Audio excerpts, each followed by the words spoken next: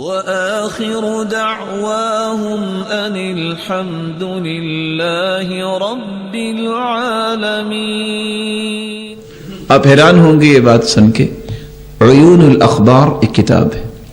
آج لوگ کہتے ہیں نا کینسر اور سرطان ایک نئی بیماری ہے، آج سے 700 سال پہلے یہ کتاب لکھی گئی، اور اس میں اس بات کا تذکرہ ہے کہ آج جو طرح طرح کی ہم چیزیں بناتے ہیں بینگن کی، اس وقت یہ سرطان اور کینسر کا مرض شروع ہوا تو بینگن سے ہوا، جب اس کو تپا کے مختلف قسم کی اس کی ڈشز بنائی جاتی تھی، آج سے 700 سال پہلے۔ اس وقت بھی لوگوں نے اس کا سامنا کیا، اس کا علاج کیا اور اس کے بارے میں لوگوں کو بتایا۔ کیسے علاج کیا؟ اللہ تعالیٰ نے اس کا ایک علاج لوز میں رکھا۔ لوز سمجھتے ہیں؟ بادام کا نام یاد ہوگا، کبھی کھائے بھی ہیں؟ بولے نہیں ہیں، لگتا ہے کہ کبھی کھائے نہیں آپ نے۔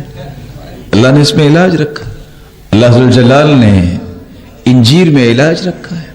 وہ روایت میں تو یہ بھی آتا ہے نا، جب انجیر لائی گئی طبق ایک کریٹ میں تو آپ نے فرمایا یہ جنت کا پھل آ گیا ہے، اور انار کے بارے میں بھی حدیث ہے، لیکن ہم اس کو کبھی بھی بادر نہیں کرتے، کہتے نہیں یہ ڈاکٹر صاحب بتائیں گے نا، ماننا چاہیے ڈاکٹر کی بات، لیکن اللہ تعالیٰ نے جو چیزیں بنائی ہیں اس سے بڑی شفا کوئی نہیں ہے۔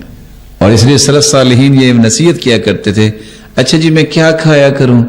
بیٹا وہ چیز کھایا کرو جس پہ انسانی ہاتھ کم لگے ہو۔ کیا چیز ہے؟ مثلا پھل، اس پہ انسانی ہاتھ کم لگتے ہیں نا۔ جتنے وہ فطرتی چیز ہوگی اتنی آپ کے جسم کے لیے وہ سب سے بہترین چیز ہوگی۔